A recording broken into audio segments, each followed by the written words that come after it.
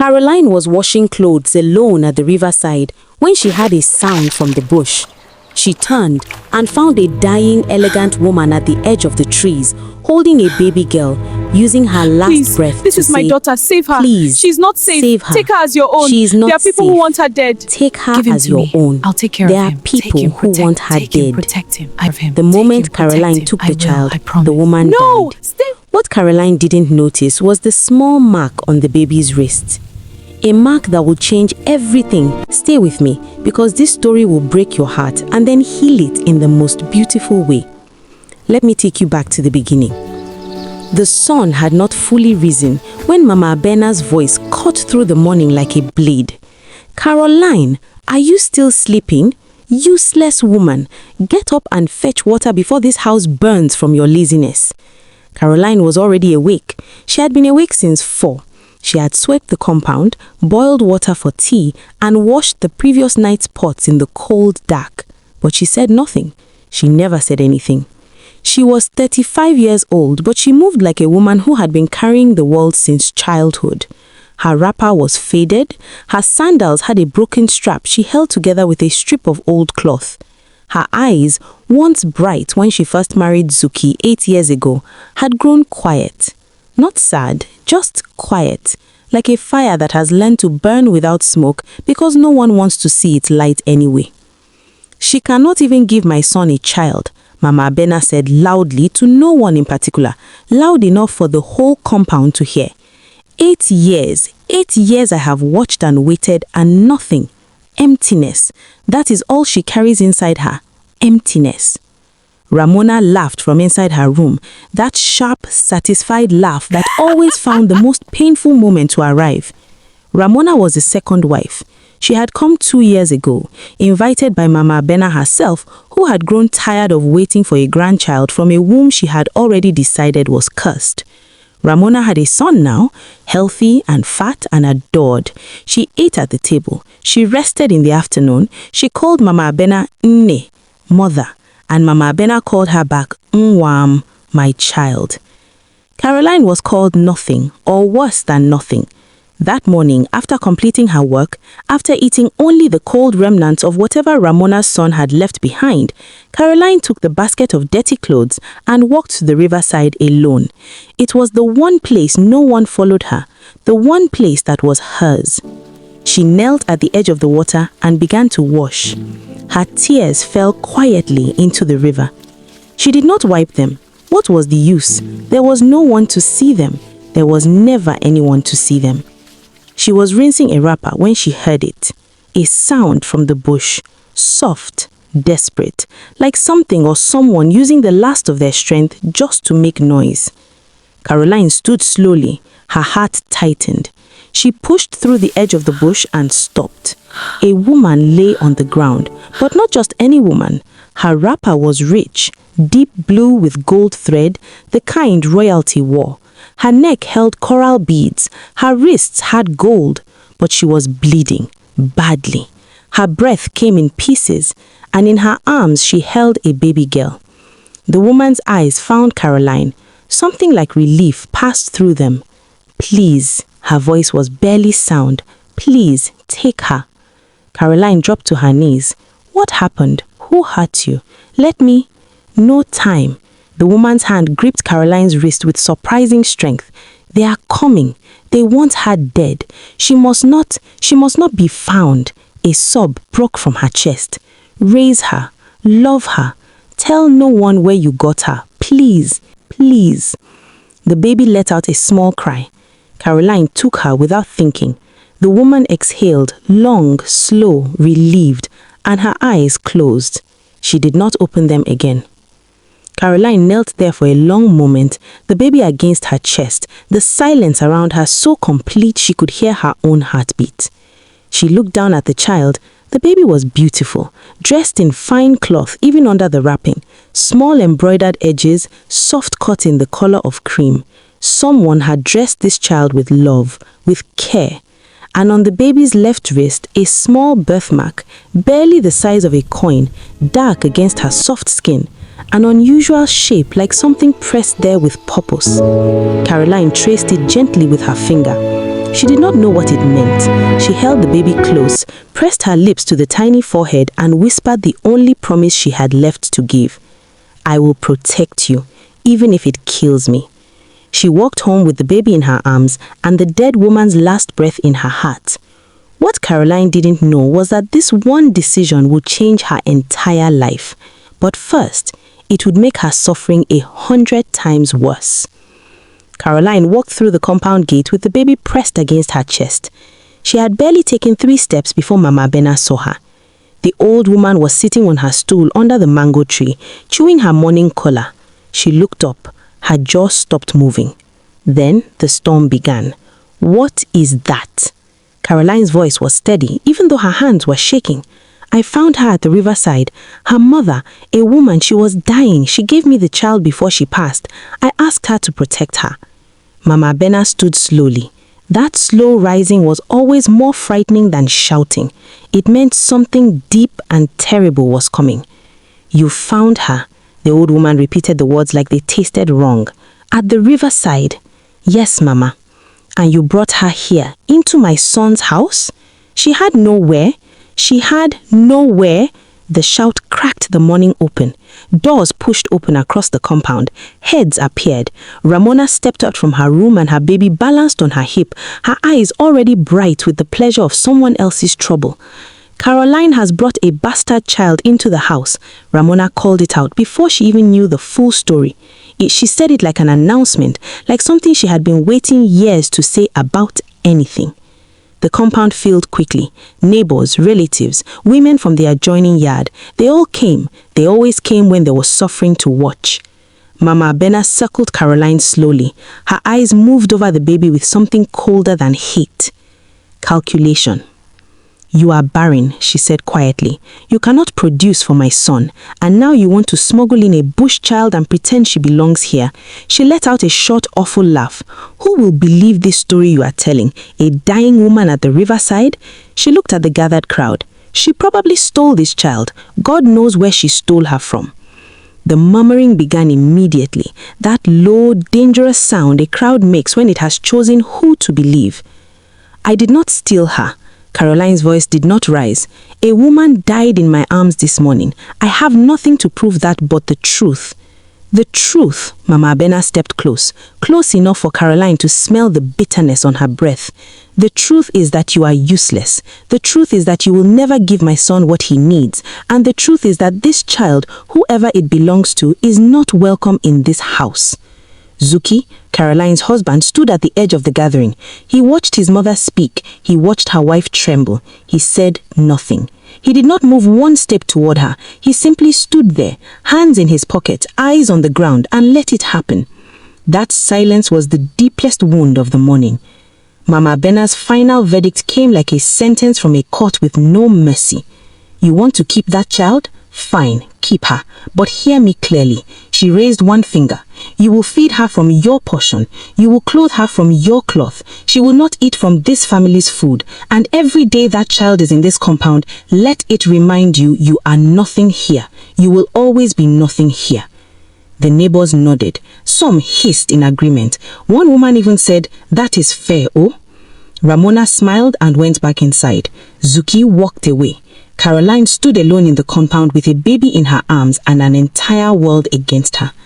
That night, she lay on her thin mattress. With Ada, she had decided on the name immediately. Ada meaning first daughter, sleeping on her chest. The compound was quiet. Ramona's baby had been fed well. Mama Benna snored from her room. Zuki had not come to Caroline's room. He rarely did anymore.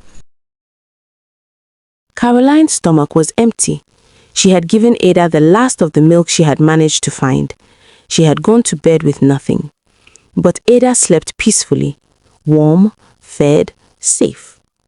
Caroline pressed her lips to the baby's head and breathed her in. I don't know who you are, she whispered into the dark. I don't know where you came from. I don't know your mother's name or the name of your people. Ada stirred slightly. A tiny hand opened and closed against Caroline's chest. But I will love you like you are mine. I will love you like God himself put you in my arms. Her voice cracked. She steadied it.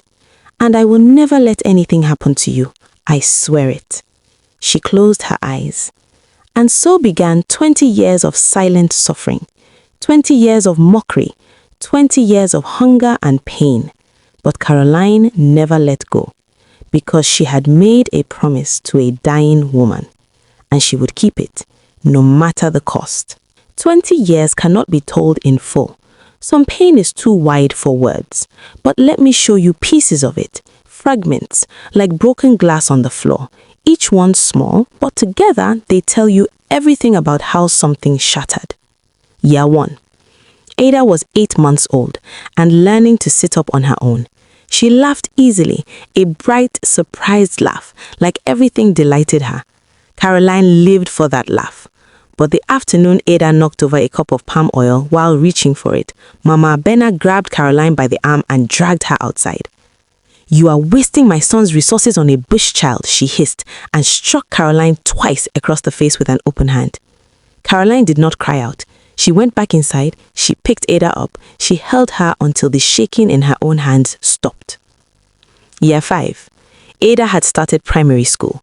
She was sharp, the teacher said so. She remembered everything. She asked beautiful questions. Her classmates both admired and mocked her, the way children do to those who are different. One afternoon, 3 children surrounded her on the school path home. "Bastard, you have no real mother. Your mama found you in the bush like a piece of rubbish." Ada came home silent. She sat beside Caroline in the kitchen and did not speak for a long time.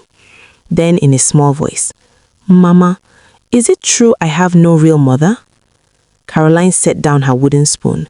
She turned, she took Ada's face in both hands, that beautiful puzzling face that looked like no one in the village, that carried something ancient and dignified in its bones. "Listen to me," Caroline said. "I am your mother.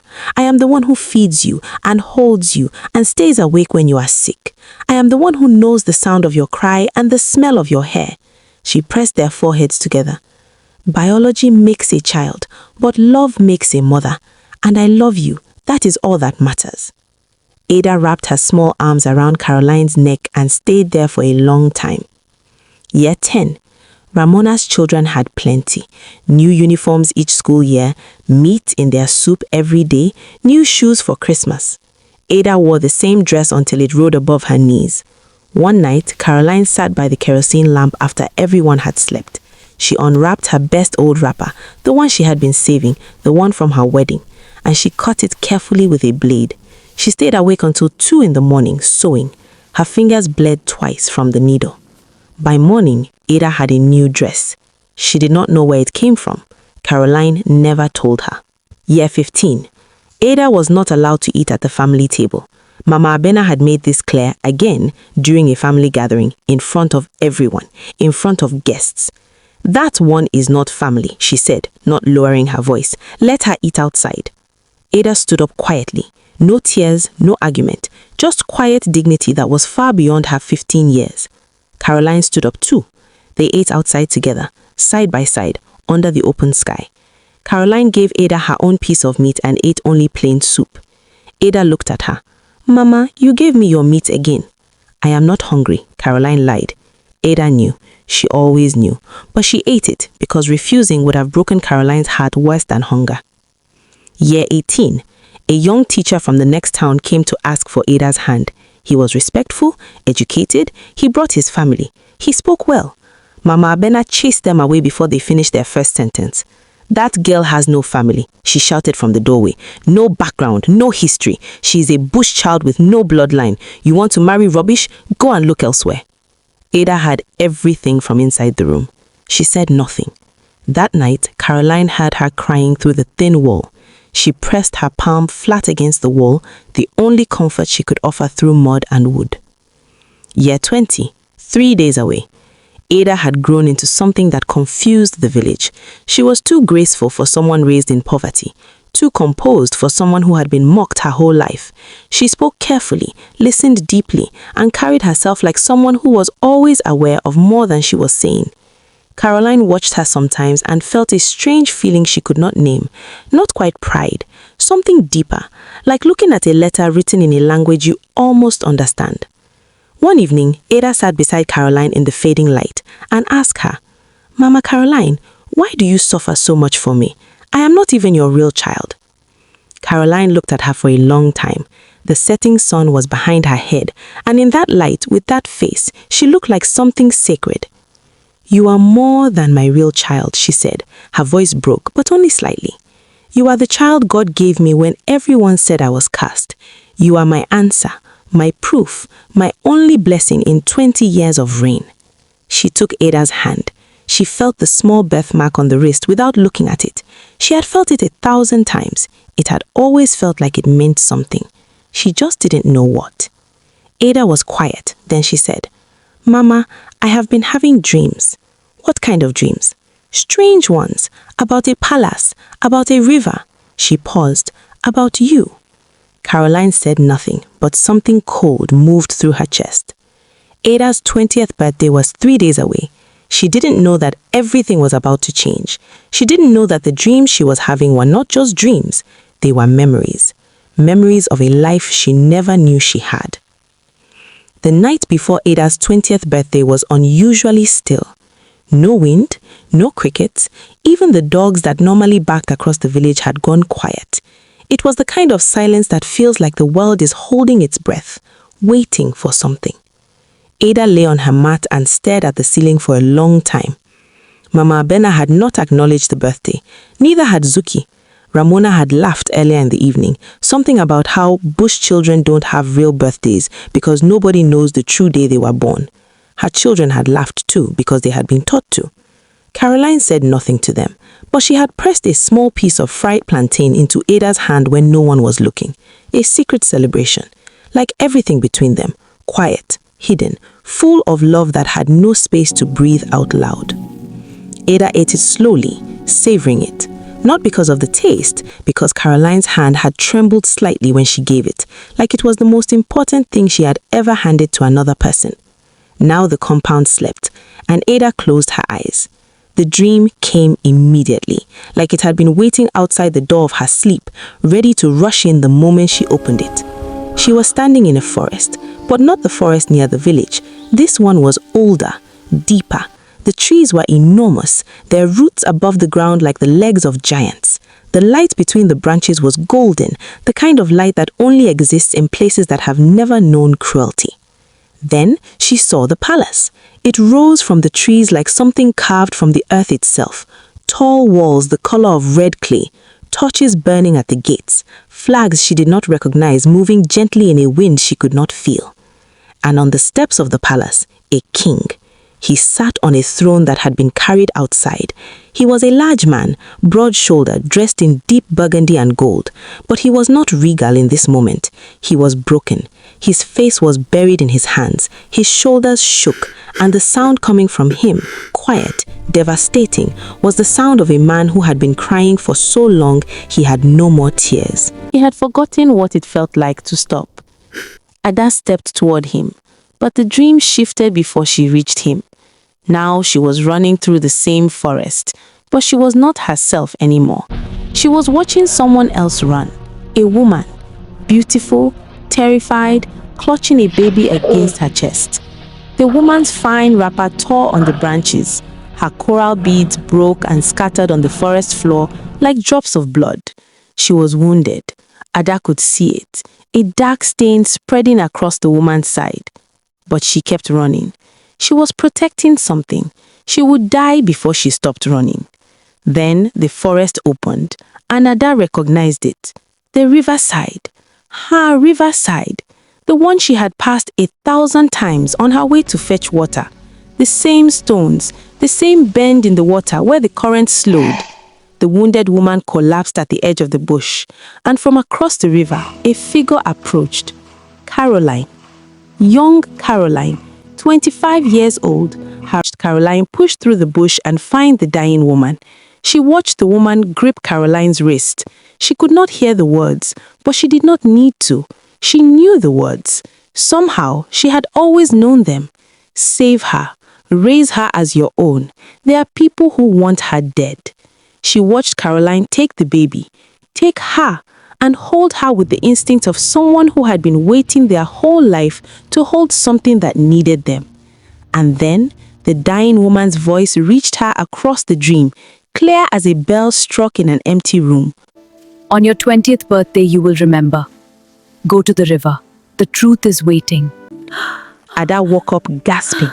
She sat upright on her mat, her heart slamming against her ribs, the dream still vivid behind her eyes, not fading the way dreams do, staying sharp and solid as memory. She crossed the compound in the dark and knocked on Caroline's door. "Mama, wake up, please." Caroline opened the door within seconds. She had not been sleeping either. One look at Ada's face and she pulled her inside. Ada told her everything, every image, every detail. The palace, the weeping king, the running woman, the riverside, the words. As Ada spoke, she watched the color drain slowly from Caroline's face. When Ada finished, the room was very quiet. "Mama," Ada said carefully, "you are shaking." "Because I know that riverside," Caroline whispered. "I know it exactly as you described it. I was there." Thank you so much for watching.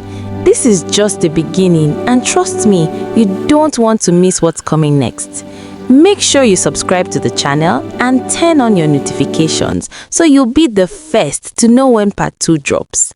The story gets even more interesting, and you'll definitely want to see what happens next. Subscribe now, stay tuned, and